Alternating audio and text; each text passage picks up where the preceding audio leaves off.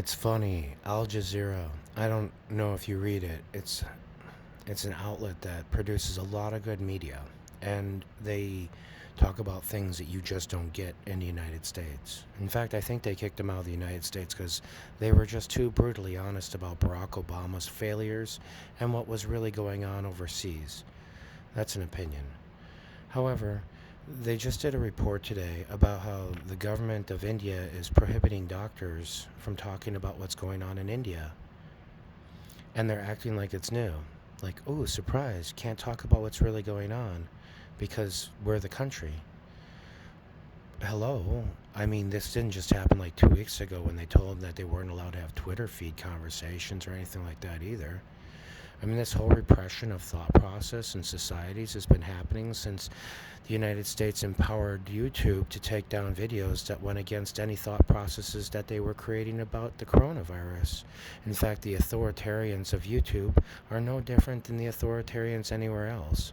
I speak on their platform. I'm sure if they listened to me right now, they'd be like, I am Stalin. You cannot talk against me. I will wipe out all of your families. I will make sure that none of your families are born again, and I will dig up your dead and I will burn them and crush the gravestones.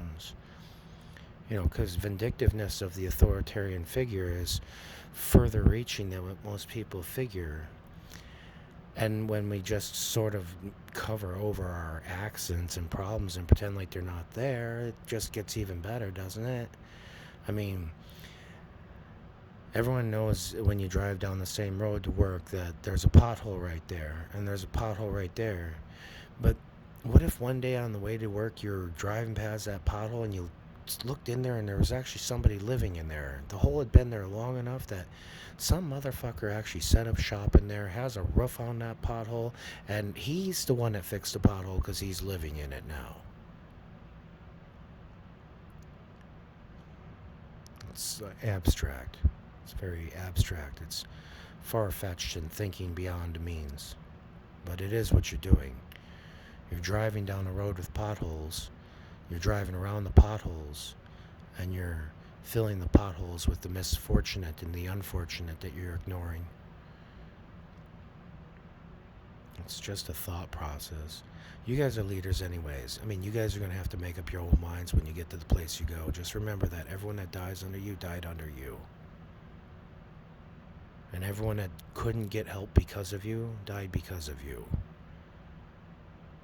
And if you turn your back on them to give the people that have more money the better stuff, if you turn your back on them and don't give them food, if you turn your back on them and tell them, oh, those are just Buddhists, oh, those are just Taoists, oh, those are just Hindus, oh, those are just Muslims, oh, those are just Christians, oh, those are just the poor, oh, those are just the weak, oh, those are just the suffering, if those are the words that you say, then you will owe 10,000 prayers when you get to heaven.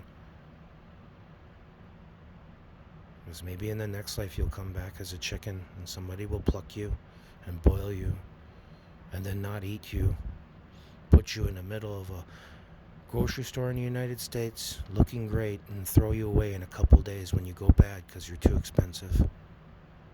That would be a just fate for someone that doesn't care about their people, wouldn't it? That is justice. To come back as a chicken, to be murdered, put into an American grocery store, ignored and go beyond your expiration date straight into the trash, not even eaten. Cruelties of the world hidden by people who decide that what their word is better than others because the truth hurts. The truth hurts only when you say it, and then when you fix the problem, you don't have to say that truth again. That is the meaning of an apology. People, I pray for you. You wear your neckties too tight.